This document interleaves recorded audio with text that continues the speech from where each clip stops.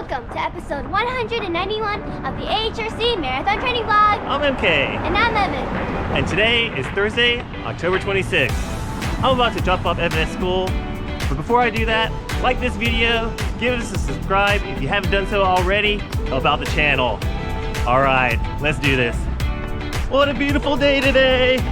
A perfect day to shake out the legs after a very, very difficult 2 days of VO2 max session on Tuesday and a really, really good medium long run on Wednesday with a lot of speed play.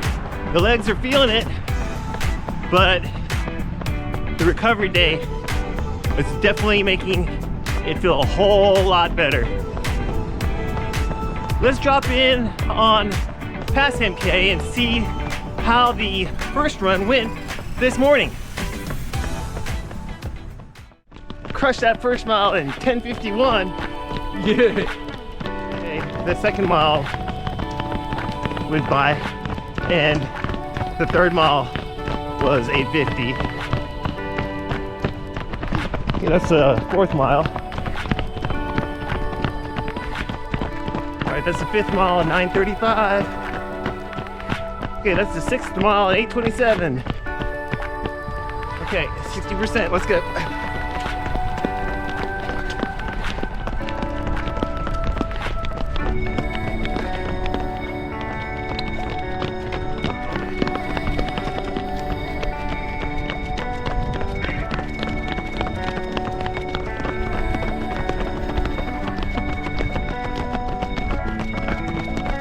That's mile 7 and 9:01.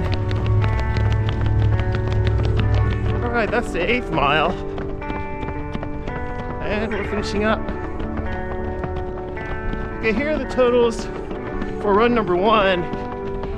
Got in some good hill sprints, a little bit of speed action.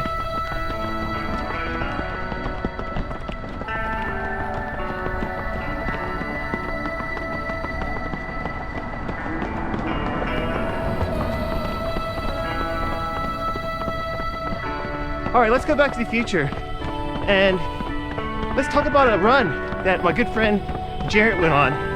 He called it a poo-poo run, but let's try to figure it out to see if we can make it smell a little different.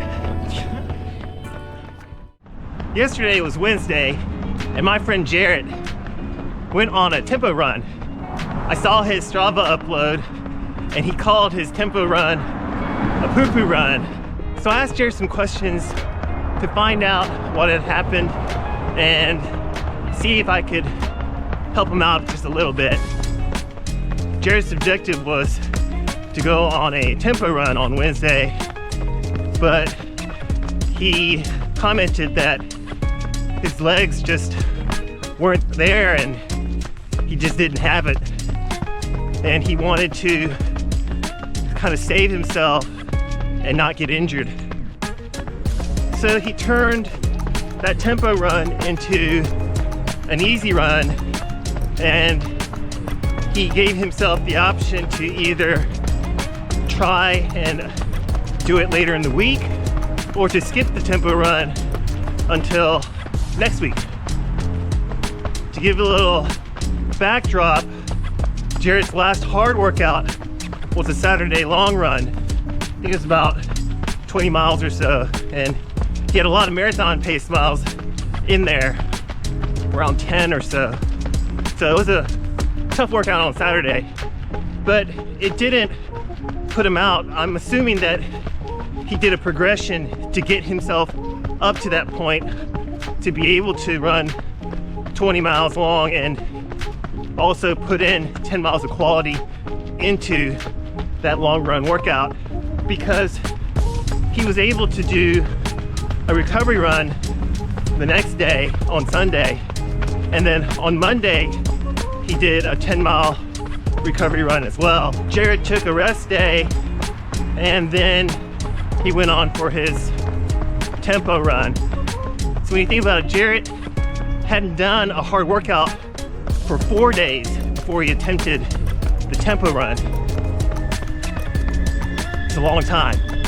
if you're in the thick of your marathon training, ideally you want your next hard workout to be 2 days after your previous hard workout and no more than 3 days after your previous hard workout. The perception that we have when we run, the perception of speed, the amount of comfort that we feel, the amount of trauma that we associate with each foot strike, that all smooths out when we run more often at those higher paces. When you're running every 4 days or so at a higher pace, you get to practice a bunch of days of easy pace or recovery pace, even slower than easy pace. Then all of a sudden, the quality miles become a shock again.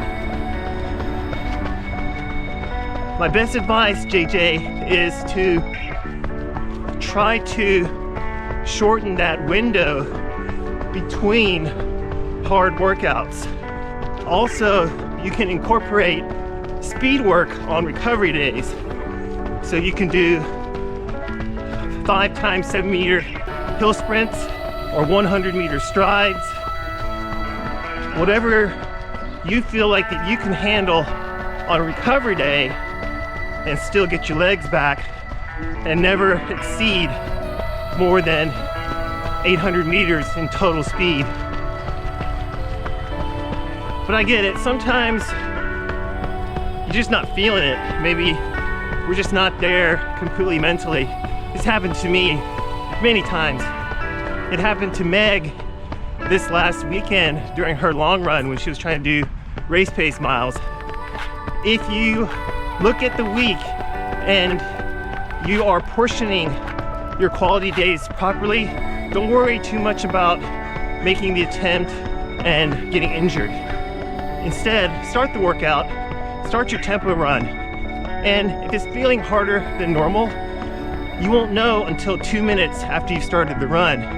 Your heart rate will not start to increase to your lactate threshold level until after 2 minutes. And even then, it doesn't even get close. Pay attention to your heart rate and understand that your watch will lag about 15 seconds to 30 seconds behind your actual heart rate.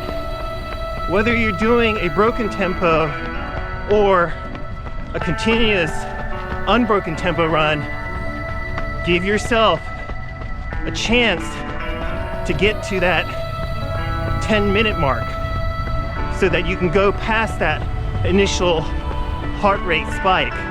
Once you get past that heart rate spike and you're still not feeling it for some reason, maybe you didn't get enough sleep, maybe you didn't fuel or hydrate properly, there could be a bunch of other different factors for why you're not feeling it on the day. And instead of throwing in the towel, try to float. Give yourself one more chance. And then float up to easy pace. Don't stop, just float up to easy pace. Give yourself 90 seconds to 2.5 minutes at easy pace. It's plenty of time for your heart rate to go down if it's elevated. Make a decision first how long you're going to take, and then go when time is up. And then give yourself another chance to go 10 more minutes. See if you can do it this time. Maintain a positive attitude. Do not make any sentences in your mind with no or not, and give it an honest effort. I feel like you'll be able to get the job done at very good quality. Giant shout out to my good friend, Dr. Yen. Congratulations on your brand new PhD. I love it, that's awesome. Thank you so much. I was so stoked to get this run on that I didn't record the first 2 miles on my watch. So just a little bit more background on Jarrett. Jarrett is training for around a 3-hour marathon. He runs around the same speeds that I do, but he does it at a little bit lower volume than I do. I love your energy, Jarrett. You stay on your run plan and you go get what's yours. Let me know which race that you're training for, bud. I'm pulling for you.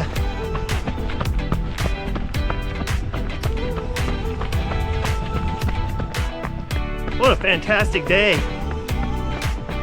Wake up in the morning, not feeling so great after getting beat up for the last 4 days, but meeting some really good friends, going for a recovery run mixed with a little bit of speed, enjoying a second run, talking with my good friend JJ, and bumping into good old friend Dr. Yan. I'm still so stoked about that. That guy works so hard. I hope you can have even half as great a day that I'm having so far, and a meaningful run. We'll see you in the next one, okay? All right, bye now.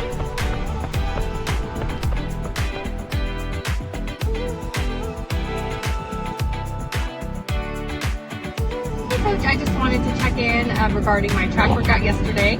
So we decided that we were going to do a 2-mile warm-up, and then we were going to do 3 1600s, and it was going to be a progressively faster pace.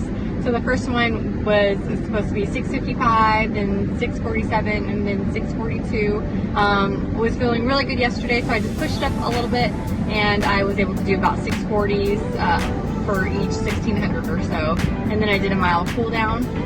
Today I was gonna do a tempo run. I was feeling a little bit more tired, so I went ahead and just took it easy and did an easy run, and then tomorrow I'll hopefully be able to squeeze in that tempo. So I just wanted to check in and let you know that everything was great and feeling good today. Bye.